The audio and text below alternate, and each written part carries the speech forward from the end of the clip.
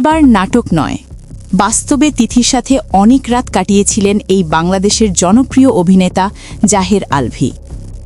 সূত্রের বরাতে জানা যায়, দীর্ঘদিন ধরে নিজের স্ত্রীকে রেখে প্রেমের সাগরে মাছ ধরতে ডুব দিয়েছিলেন এই অভিনেতা। তাই তো নিজের সন্তানের কথা চিন্তা না করে নিজের চিন্তা করে ঘরে থাকা সুন্দরী স্ত্রীকে রেখে নেপাল, ভুটান সহ অনেক জায়গায় রুম শেয়ার করে এসেছেন অভিনেত্রী তিথি ও অভিনেতা জাহের আলভী।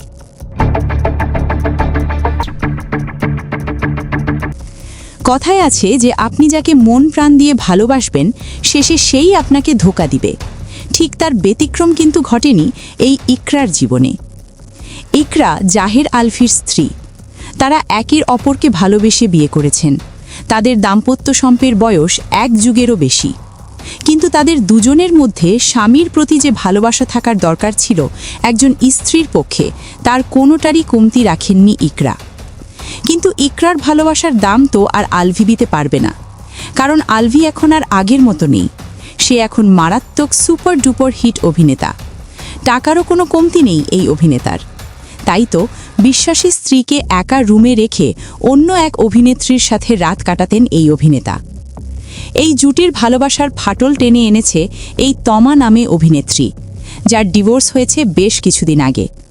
তার স্বামী না থাকায় ঘরের স্বাদ মিটাতে জাহের আলভীকে নিজের ফুলের বাগানের মধু খাওয়ার সুযোগ করে দেন এই অভিনেত্রী তিথি। তাই তো ফুলের মধু খেতে গিয়ে নিজের সংসারে অশান্তি ডেকে এনেছিল এই অভিনেতা জাহের আলভী। স্ত্রী আফরা ইবনাত ইকরা কোনোদিন ভাবেনি যে তার ঘরের স্বামী এতটা লুচ্চা হবে। তাই তো স্বামীকে মুক্ত বাসাতে ছেড়ে দিয়ে নিজেই পরপারের ঠিকানা খুঁজে নিল। একদিনে সন্তানের মা হারা কান্না দেখে চোখের জল থামছেই না স্বজনদের। এই তিথি ও জাহের আলভীর এই দুই অভিনেতা ও অভিনেত্রীরা এই ইকরার মৃত্যুর জন্য আজ দায়ী। এই বিষয়ে জাহের আলভীর মতো অভিনেতাদের কেমন শাস্তির আশা করেন আপনারা, তা কমেন্ট করে জানিয়ে দিতে পারেন আমাদেরকে। এবং তাদের ভিতরে থাকা আরও কিছু ভয়াবহ তথ্য সবার আগে পেতে এই চ্যানেলটি সাবস্ক্রাইব রাখতে পারেন। ধন্যবাদ।